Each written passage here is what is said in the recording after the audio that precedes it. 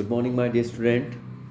आज आपकी कक्षा 8वीं का नवा अध्याय हम अध्ययन करने जा रहे हैं, जिसका नाम है वसंतोत्सव। वसंतोत्सव मतलब वसंत ऋतु का जो उत्सव हम मनाते हैं उसे हम वसंतोत्सव कहते हैं। तो आइए इसके हिंदी अनुवाद पर हम चर्चा करें। लिखा है, माघ मासस्य शुक्ल पक्षस्य पंचभ्याम तिथो ऋतुराज वसंतस्य आगमन सूचना भवति।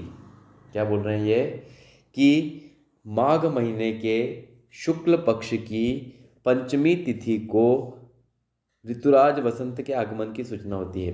वसंत ऋतु जो है वो सभी ऋतुओं की रानी है, अर्थात इसको ऋतुराज वसंत कहते हैं। तो माघ मास के शुक्ल पक्ष की पंचमी तिथि को ऋतुराज वसंत के आगमन की सूचना होती है। आगे लिखा है, वसंत पंचमी श्री पंचमी नामना अपि ज्ञायते, अर्थात वसंत पंचमी को श्री पंचमी के नाम से भी जाना जाता है।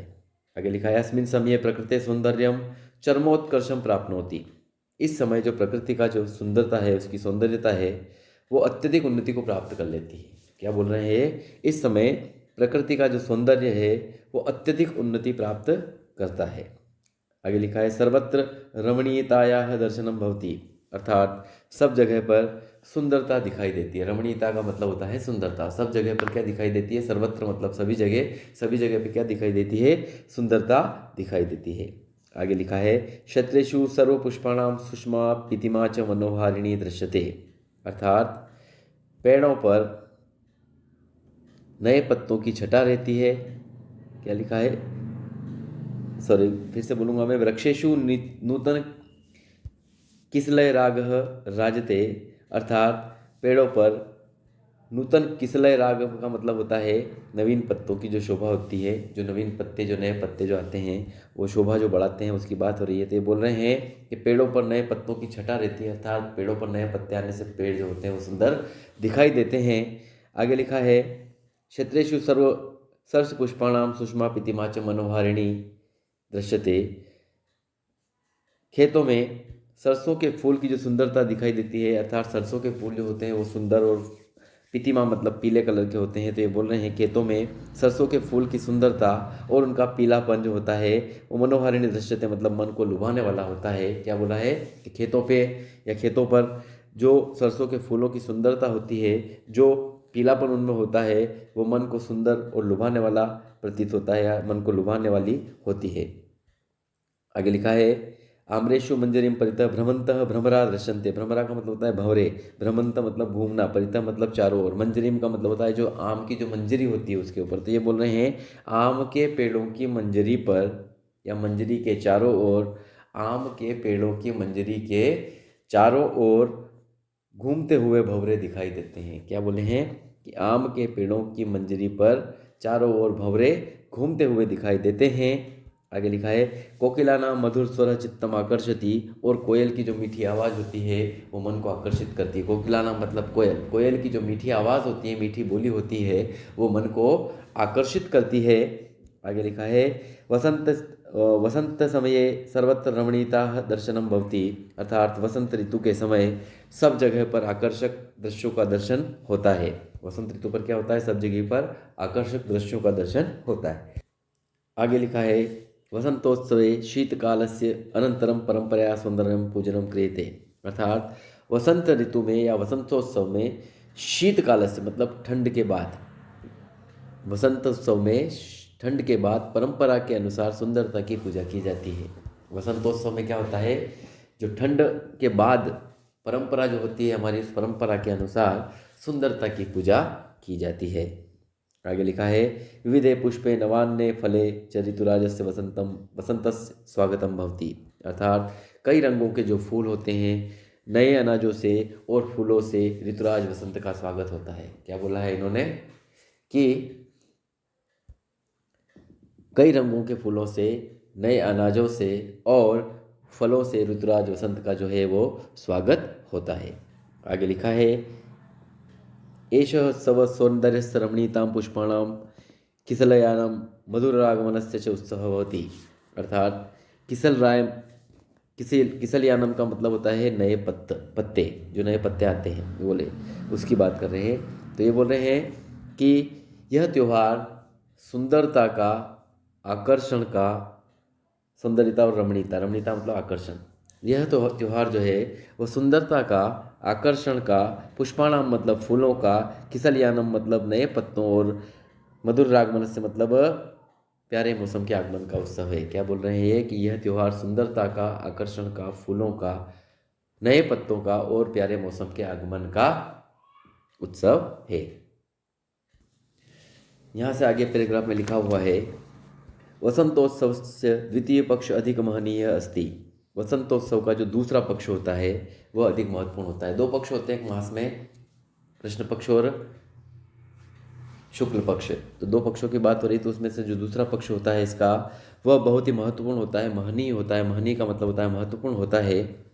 भारते वसंत वेलाया भगवत्याम सरस्वत्याम आराधनाम अपनी परंपरा विद्यते। अर्थात भारत में वसंत के समय भगवती सरस्वती, माँ भगवती या माँ सरस्वती की आराधना की परंपरा है।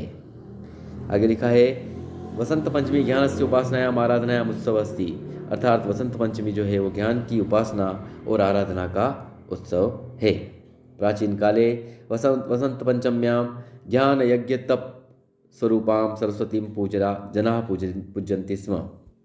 क्या बोला मैंने? ज्ञान यज्ञ तप स्वरूपाम सरस्वतीं जना पूजन्ति स्म। ये बोल रहे हैं कि प्राचीन काल में या पुराने समय में वसंत पंचमी को ज्ञान यज्ञ तप स्वरूपी सरस्वती की लोग पूजा करते थे। अर्थात पुराने समय में लोग वसंत पंचमी के दिन क्या करते थे? ज्ञान यज्ञ और तप स्वरूपी माँ सरस्वती की लोग पूजा करते थे।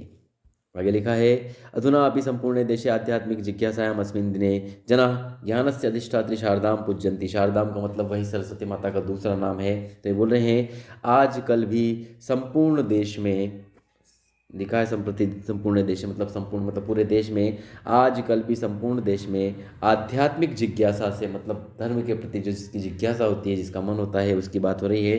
तो बोल रहे हैं कि आज कल भी संपूर्ण देश में आध्यात्मिक जिज्ञासा से इस दिन लोग ज्ञान की अधिष्ठात्री माँ शारदा की पूजा या पूजा अर्चना करते हैं। आगे लिखा है, वसंतोत्सव से वस्तुतः सांस्कृतिकम उत्सव अस्ति। अर्थात वसंतोत्सव वास्तविकता में सांस्कृतिक उत्सव है। वसंतोत्सव वास्तविकता में क्या है? सांस्कृतिक उत्सव माना गया है। अर्थात इस दिन नृत्य संगीत और तरह तरह के खेल वगैरह करके और सांस्कृतिक उत्सव के रूप में लोग मनाते हैं। तो ये बोल रहे हैं कि वसंतोत्सव वास्तव में सांस्कृतिक उत्सव है। आगे लिखा है, वैदिक कालात एव अस्मिन् दिने सरस्वत्याम उपासनाम भवति। अर्थात वैदिक काल से ही इस दिन सरस्वती की उपासना होती है या पूजा होती है। वैदिक काल जब वेदों की रचना हुई थी तब से ही इस दिन माँ सरस्वती की पूजा अर्चना और आराधना या उपासना होती है। आगे लिखा है, महाभारते पुराणेष्वपि वसंतोत्सव सरस्वत्याम उपासनायाः उत्सव रूपेण दर्शितः। अर्थात महाभारत में और पुराणों में, महाभारते पुराणेष्वपि अर्थात महाभारत में और पुराणों में वसंतोत्सव सरस्वती की उपासना के उत्सव रूप में दर्शाया है। महाभारत में और पुराणों में क्या दर्शाया गया है कि वसंतोत्सव को सरस्वती की उपासना के उत्सव के रूप में दर्शाया है। ऐसा अर्थात वसंत ऋतु को माँ सरस्वती की पूजा की उपासना अर्चना आराधना तथा पूजा के रूप में महाभारत और पुराणों में दर्शाया गया है। आगे लिखा गया है कि वसंत पंचम्याम आगम विधिनाम महाशक्तिया सरस्वत्याम वार्षिक पूजाया विधानम भवति। अर्थात वसंत पंचमी पर शास्त्रों में बताई गई विधि के द्वारा महाशक्ति सरस्वती की वार्षिक पूजा का विधान होता है। क्या बोला है कि वसंत पंचमी पर शास्त्रों में बताई गई, शास्त्र के अंदर उल्लेख है, शास्त्रों के अंदर लिखा हुआ है, उस उल्लेख के द्वारा बताई गई विधि के द्वारा महाशक्ति माँ सरस्वती की वार्षिक पूजा का विधान होता है। अर्थात साल में एक बार वसंत पंचमी के दिन माँ सरस्वती की पूजा का विधान शास्त्रों में उल्लेखित किया गया है या शास्त्रों में लिखा गया है। उस विधि से साल में एक बार महाशक्ति सरस्वती की वार्षिक पूजा का जो विधान जो नियम होता है वो बताया गया है। कहाँ? शास्त्रों के अंतर्गत। आगे लिखा है, विशेषतः उत्तर भारते बिहार प्रांते बंगाल प्रांते तथा काश्मीर प्रदेश सरस्वती पूजन बहुमान्यम अस्ति। अर्थात विशेष रूप से उत्तर भारत में, बिहार में, बंगाल में तथा कश्मीर में सरस्वती पूजन का प्रचलन है। कहाँ पर है? अधिकतर विशेष रूप से जो है वो उत्तर भारत में, बिहार में, बंगाल में तथा कश्मीर में सरस्वती पूजा का जो है वह प्रचलन है। आगे लिखा है, दक्षिणे तमिलनाडु क्षेत्रे अपि एतस्य महत्वं विद्यते। और दक्षिण में तमिलनाडु क्षेत्र में भी सरस्वती पूजा का एक विशेष महत्व है। आगे लिखा है तत्र आबाल वृद्ध परिजना। आबाल का मतलब होता है बालकों से लेकर वृद्ध मतलब बूढ़ों तक। क्या बोले हैं ये? तत्र आबाल वृद्ध परिजना प्रकाशितानां हस्तलिखितानां ग्रंथानां एकस्यां पीठिकायां संस्थाप्य विविधे उपचारे शारदां अर्चयन्ति। एकस्यां मतलब एक, पीठिकायां मतलब पीठिका के ऊपर, पीठिका मतलब जिसको हम पाटला बोलते हैं, उस पाटले के ऊपर या पीठिका के ऊपर। तो ये बोल रहे हैं कि तत्र आबाल वृद्ध परिजना प्रकाशितान हस्तलिखितान। हस्तलिखितान मतलब हाथ से लिखी हुई जो पुस्तकें होती है लोगों के द्वारा वो, और कुछ ऐसी होती है जो प्रकाशित, जो छपी हुई होती है, जो प्रिंटेड होती है, उनको बोलते हैं प्रकाशित। तो ये बोल रहे हैं कि यहाँ पर मतलब दक्षिण भारत में जो तमिलनाडु क्षेत्र में इसका विशेष महत्व है, वहाँ पर बालकों से लेकर वृद्ध तक सभी लोग जो होते हैं वो छपी हुई पुस्तक और हाथ से लिखी हुई पुस्तकों को और ग्रंथों को एक पाठ पर रख कर या एक पाटले पर रखकर या फिर एक पीठिका के ऊपर रखकर कई प्रकार की पूजा विधियों द्वारा माँ शारदा की पूजा और अर्चना करते हैं। फिर से एक बार और दोहराता हूँ मैं कि वहाँ पर तमिलनाडु क्षेत्र में बालकों से लेकर बूढ़ों तक या वृद्धों तक सभी लोग जो होते हैं वो छपी हुई, प्रकाशित मतलब छपी हुई, और हस्तलिखित मतलब हाथों से लिखी हुई पुस्तकों और जो उनके ग्रंथ हैं उनको सबको एक पाठ पर रखकर, एक पीठिका के ऊपर रखकर कई प्रकार की पूजा विधियों के द्वारा माँ शारदा की पूजा अर्थात अर्चना या आराधना करते हैं। आगे लिखा है एतेन सम्मेवं वाद्ययंत्राणां वीणादीनां पूजनम अपि भवति। अर्थात इसके समान ही वाद्य यंत्र जो बजने वाले यंत्र हैं, बाजे वगैरह और जो भी हारमोनियम है, जो बजने वाले यंत्र हैं जिनको वाद्य यंत्र बोलते हैं, तो ये बोलते हैं कि इसके समान ही वाद्य यंत्र जो बाजे होते हैं उनका, और वीणा लिखा है वहाँ पे वीणादीनां, अर्थात जो बजने वाले यंत्र हैं वो और वीणा आदि की लोग पूजा अर्चना करते हैं। इस दिन पुस्तकों के साथ साथ किसकी पूजा करते हैं? वाद्य यंत्रों की, अर्थात जो बजने वाले यंत्र हैं उनकी और वीणा की भी लोग पूजा करते हैं। आगे लिखा है कुत्रचित् दक्षिण भारते शिल्पिनः स्वयंत्राणाम अपि अस्मिन् दिने पूजनम कुर्वन्ति। दक्षिण भारत में कुछ लोग जो होते हैं, कुछ स्थलों पर शिल्पी लोग, शिल्पी मतलब जो हाथ से कुछ रचना करते हैं, कलाकृतियाँ करते हैं, वो बोलते हैं शिल्पी। तो ये बोल रहे हैं कि दक्षिण भारत में कुछ स्थलों पर शिल्पी लोग अपने स्वयंत्राणाम मतलब अपने जो औजार होते हैं, जैसे लोहा बनाने वाला, हथौड़े की पूजा इत्यादि की पूजा करते हैं। तो इस दिन जो होते हैं वो दक्षिण भारत में जो लोग होते हैं, वे जो शिल्पी लोग जो होते हैं, जो हाथों से कुछ कारीगरी करते हैं, वे लोग इस दिन अपने औजारों की भी पूजा करते हैं। क्या बोला है मैंने कि इस दिन क्या होता है? इस दिन दक्षिण भारत के कुछ लोग जो होते हैं अपने स्थलों पर, जो शिल्पी लोग होते हैं, जो अपने हाथों से कुछ बनाते हैं, वे शिल्पी लोग अपने औजारों की पूजा भी इसी दिन करते हैं। आगे लिखा हुआ है अगले पैराग्राफ में कि सरस्वती पूजनस्य वेदाध्ययनं सत्रम श्रावणी पूर्णिमातः आरभ्य वसंत पंचमी यावत भवति। श्रावण की पूर्णिमा अर्थात जिस दिन रक्षाबंधन होता है वो होते हैं श्रावण पूर्णिमा, मतलब श्रावण की पूर्णिमा के दिन हम रक्षाबंधन मनाते हैं। तो ये बोल रहे हैं सरस्वती पूजनस्य वेदाध्ययनं सत्रम श्रावणी पूर्णिमातः आरभ्य वसंत पंचमी यावत भवति। अर्थात सरस्वती पूजन का वेदाध्ययन जो होता है या वेद अध्ययन जो होता है उसका जो सत्र प्रारंभ होता है वो श्रावण की पूर्णिमा अर्थात रक्षाबंधन से शुरू होकर वसंत पंचमी तक होता है। सरस्वती पूजन का जो विधान कब से कब तक होता है? सरस्वती पूजा का जो वेद अध्ययन होता है, जो विधान होता है, वो श्रावण की पूर्णिमा अर्थात रक्षाबंधन से लेकर के और वसंत पंचमी तक होता है। श्रावण की पूर्णिमा से लेकर के वसंत पंचमी तक जो है वो सरस्वती पूजन का वेदाध्ययन अर्थात विधान होता है। आगे लिखा है सरस्वती पूजयित्वां ऋतु परिवर्तनस्य आरंभे जीवने हर्षोल्लास सौंदर्य श्रृंगार च कामयुतुम वसंतस्य कामदेवस्य अपि पूजनम परंपराया भवति। ये बोल रहे हैं कि सरस्वती को पूज कर ऋतु परिवर्तन के आरंभ में जीवन में खुशी व उत्साह, सुंदरता व श्रृंगार की कामना के लिए वसंत व कामदेव की पूजा की परंपरा होती है। क्या बोला है मैंने कि सरस्वती को पूज कर, सरस्वती माता की पूजा करके ऋतु परिवर्तन के आरंभ में, जब ऋतु का परिवर्तन होता है उस ऋतु परिवर्तन के आरंभ में जीवन में खुशी व उत्साह, सुंदरता व श्रृंगार की कामना के लिए वसंत के साथ साथ कामदेव की भी पूजा की परंपरा होती है। क्या होता है कि सरस्वती को पूजकर लोग ऋतु परिवर्तन के आरंभ में जीवन में जो खुशी और उत्साह की और सुंदरता और श्रृंगार की कामना जो करते हैं, उस दिन वसंत के साथ साथ कामदेव की भी पूजा की परंपरा होती है। आगे लिखा है एषः वसुत्सव भारतीय परंपरायां वसंतोत्सव सौंदर्यस्य उल्लासस्य ज्ञानस्य उपासनायाः उत्सवः।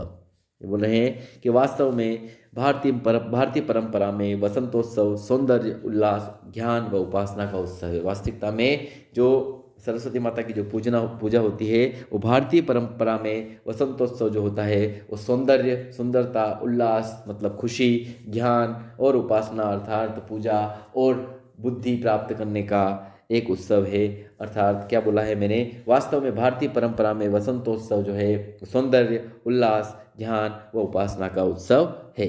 आगे लिखा है एष भारतीयानाम उत्सव प्रीताम शास्त्रीयम सामाजिकम तथा वैज्ञानिकम चिंतनम अपि घोषयति। घोषयति मतलब होता है घोषणा करना या दर्शाना। तो ये बोल रहे हैं कि यह भारतीयों की उत्सव प्रियता का मतलब हम भारतीय लोग जो है उत्सव कोई सा भी त्यौहार होता है वो बड़ी खुशी के साथ बड़े हर्षोल्लास के साथ हम मनाते हैं। तो ये बोल रहे हैं कि यह भारतीयानाम उत्सव प्रीताम शास्त्रीयम सामाजिकम तथा वैज्ञानिकम चिंतनम अपि घोषयति अर्थात यह भारतीयों की उत्सव प्रियता का शास्त्रीय सामाजिक और वैज्ञानिक चिंतन को भी दर्शाता है। अर्थात जो हम भारतीय लोग जो हैं उत्सव के प्रति प्रिय हैं तो उसके साथ साथ शास्त्रीय सामाजिक और वैज्ञानिक चिंतन को भी दर्शाता है।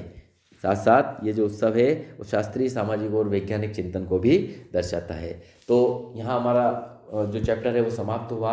इस चैप्टर में हमको सीखने को मिला कि वसंत ऋतु में हम किसकी पूजा करते हैं, सरस्वती माता की पूजा करते हैं। और सरस्वती माता की पूजा करने के साथ साथ बहुत सारे लोग जो दक्षिण भारत के हैं और उत्तर भारत के हैं वे कई विधान और कई विधियों के द्वारा माँ सरस्वती की पूजा अर्चना और आराधना करते हैं। कुछ लोग अपने हस्तलिखित ग्रंथों का हाथों से लिखित ग्रंथों का और जो छपे हुए ग्रंथ हैं उनको एक पाठ पर रख करके माँ सरस्वती की पूजा और आराधना करते हैं। और सरस्वती माता की पूजा और आराधना का जो उत्सव है वो श्रावण पूर्णिमा से लेकर अर्थात रक्षाबंधन से लेकर बसंत पंचमी तक का इसका विधान है।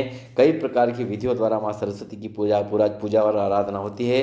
महाभारत और पुराणों में भी इसका उल्लेख है और कई ग्रंथों में और वैदिक काल में भी इसका उल्लेख किया गया है। तो इससे हमको सीखने को मिला कि प्राचीन काल से लेकर वर्तमान समय तक वसंतोत्सव अर्थात वसंत ऋतु की जो पूजा होती है और साथ साथ वसंत पंचमी के दिन माँ सरस्वती अर्थात विद्या की देवी महाराध्या महाशक्ति देवी सरस्वती की पूजा और अर्चना वसंत पंचमी के दिन हम भारतीय लोगों में हिंदू परंपरा के अनुसार होती है। तो यहाँ हमारा पाठ समाप्त हुआ। मैं आशा करता हूँ कि प्यारे बच्चों को यह अध्याय समझ में आया होगा। इसके प्रश्नोत्तर आपको PDF द्वारा भेज दिए जाएंगे। यहाँ से आपका दिन शुभ हो। Have a nice day. Good bye my dear student.